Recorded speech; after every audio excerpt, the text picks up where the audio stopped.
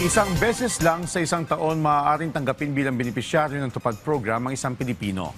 Sa panayam ng Radyo Pilipinas kay Leilani Reynoso, Director for Dole Bureau of Workers with Special Concerns, sinabi nitong nabuo ang TUPAD program noong pambagyong Ondoy. Isa itong emergency program na layong tulungan ang ating mga kababayan na binaha o biktima ng kalamidad. Kailangan lamang nilang magpakita ng Fit to Work certificate sa lahat ng PESO office sa mga bayan o lungsod sa kanilang mga lugar para maging benepisyaryo. Sa ngayon ay mahigit na sa 13,000 benepisyaryo ang nakalista sa TUPAD program.